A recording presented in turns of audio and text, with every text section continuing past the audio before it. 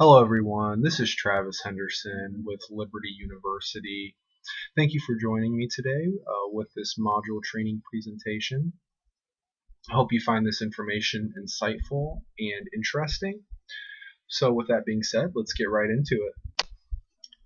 The key points of this training are going to be the use of power in relationships, authenticity in relationships, effectively communicating expectations to others, healthy conflict management, and effective negotiation.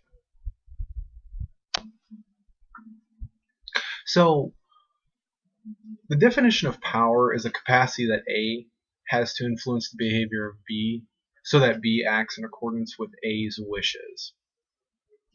With that being said, not all power is bad in and of itself. Power becomes bad if it's used in an inappropriate way, if someone uses their power to unethically persuade another person. So there's different forms of power. Reward, legitimate, expert, referent, and even corrosive. Effective managers will need to master knowledge of subject, direct group processes, and earn respect from group members through dedication and commitment.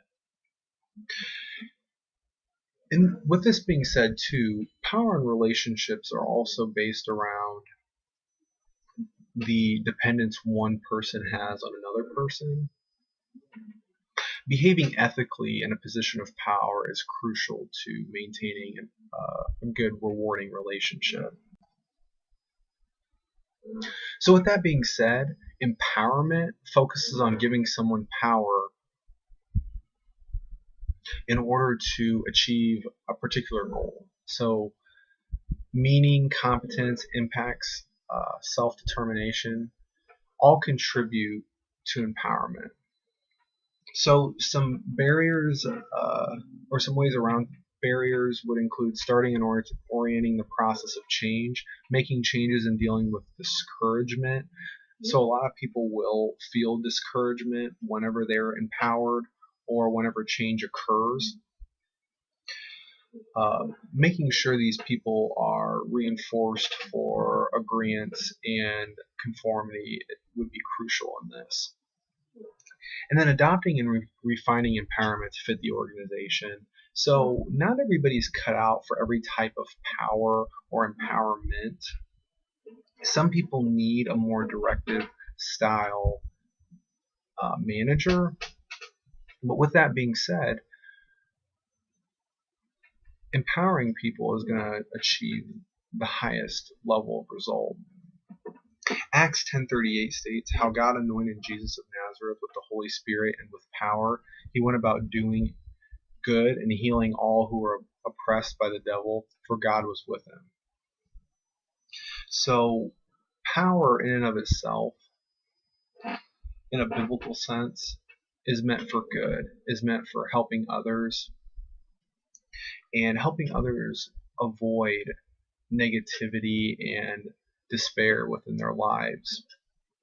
So all of these things contribute to power and relationships. Empowerment is certainly going to help build more positive relationships with people, as well as give people a stronger sense of motivation and belonging within the organization. So too little power for a person can potentially lead to turnover within an organization. So if any of you or any of your employees feel you have too little power, we first need to highlight our interdependence with high power individuals. So with that being said, if one of our employees feels they have too little power, they may approach you and highlight what they do for the company. It's important for us to be persistent and analyze the issue and find potential solutions. With that being said, people need to feel as if they have a say in what's going on. So this would be crucial in helping to find a resolution. And stay actively engaged and state your values, goals, and beliefs. Individuals that feel they have little power or want to pursue more power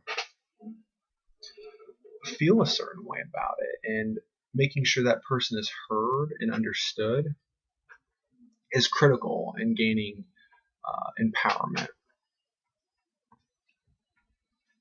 So moving along, authenticity in relationships implies trustworthiness within relationships. Some barriers to authenticity or authentic relationships would include playing politics, potentially having hidden agendas, various forms of impression management, and deception, which is dishonesty. Issues with authenticity can lead to emotional exhaustion. So people want to feel they are working for genuine managers or working for a company that is honest and open about the decisions that are being made and different policies. So it's definitely critical in order to maintain authenticity within relationships, to avoid these types of behaviors. So there are ways to indicate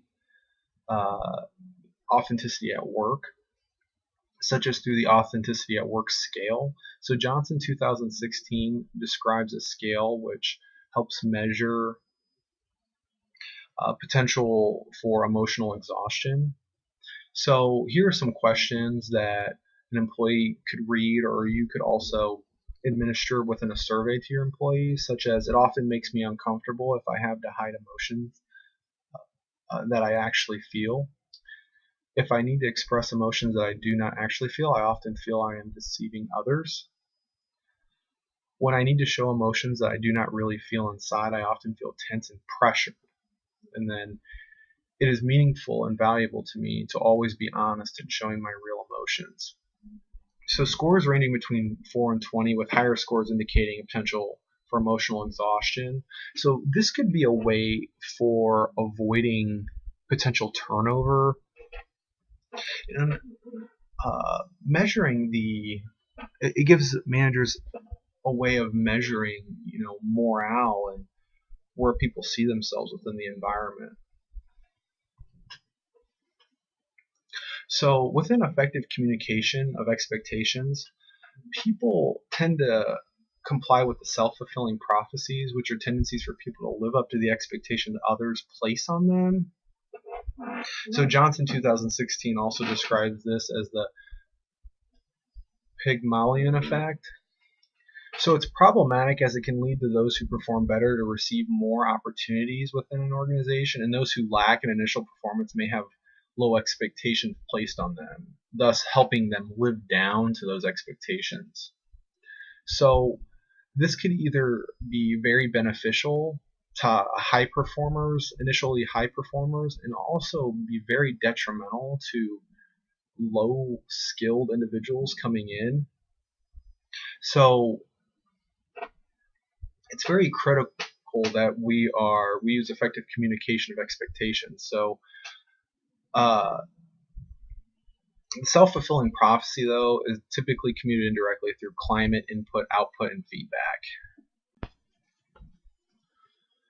So effective communication is achieved by communicating high expectations to everyone, which helps reduce the effects of self-fulfilling prophecy. So one of the potential problems with the self-fulfilling prophecy is that managers or individuals in higher status could potentially place high expectations on only certain people, whereas also placing low expectations on others.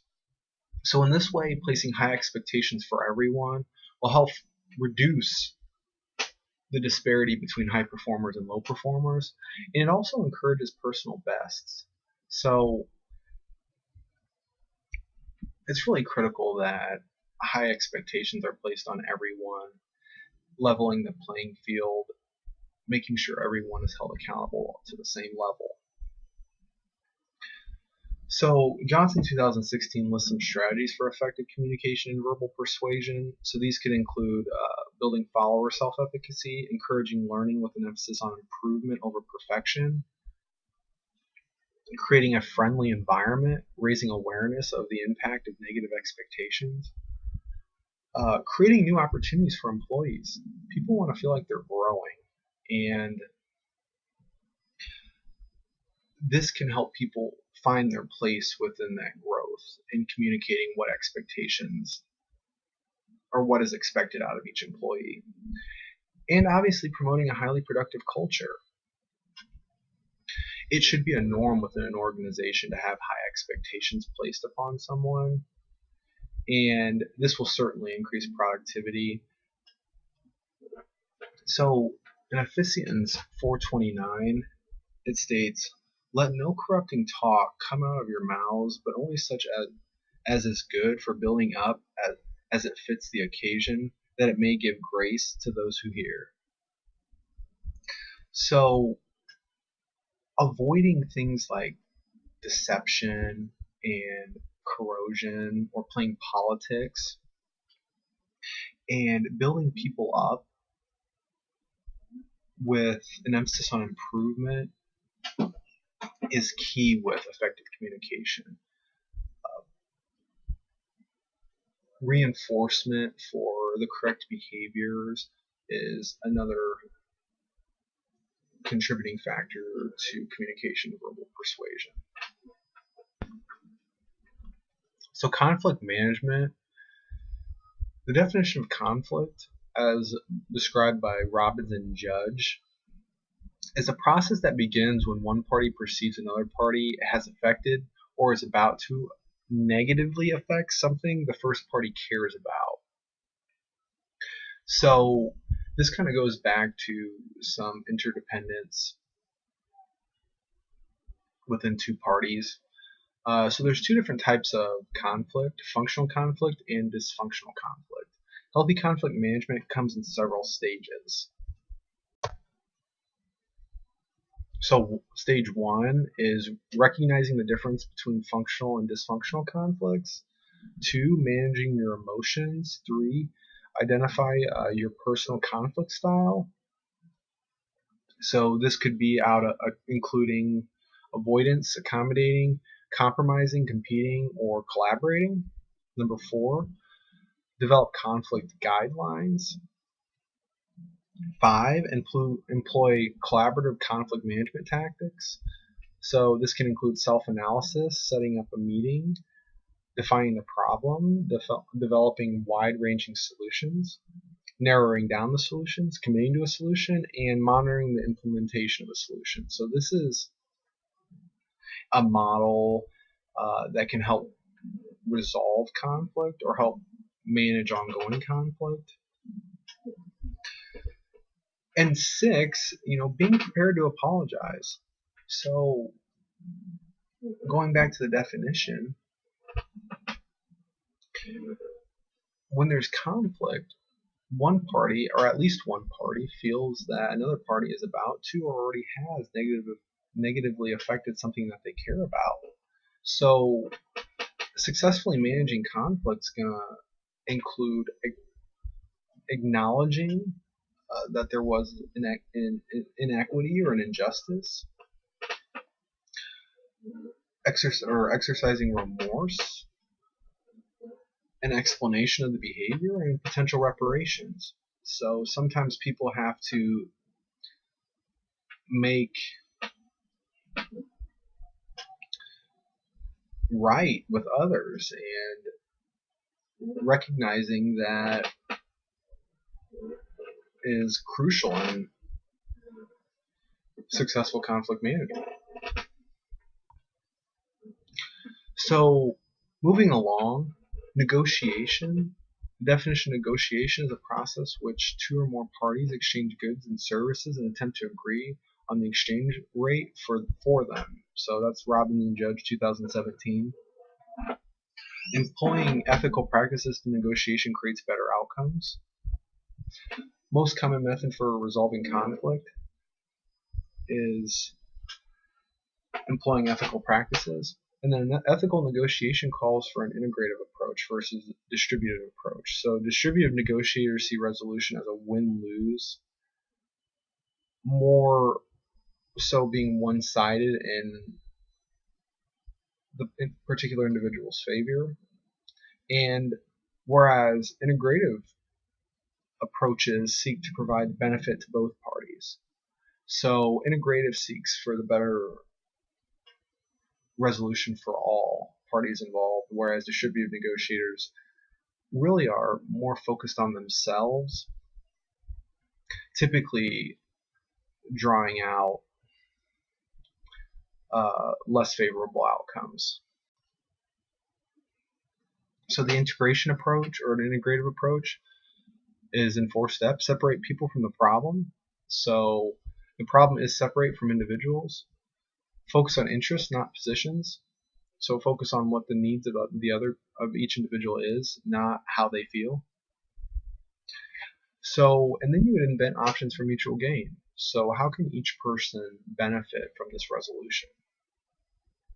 And insist on objective criteria rather than relying on personality issues or opinions about the situation or others. So objective criteria is going to be mainly factual information. It's not going to be opinion. It's not going to be one's interpretation. It's going to be factual information, and that's going to help build the most beneficial outcome. So Philippians 2:4 states, "Let each of you look not only to his or her own interests, but also the interests of others." So that really just goes back to an integrative approach. We need to ultimately understand that our needs are not the only needs there are, and seeking out the needs of others is ultimately going to bring the best outcome. So I really do appreciate your time with me today going over this information. I hope that you found it insightful. If you have any further questions, please feel free to reach out to me. I really appreciate your time again. Have a great day. Thanks.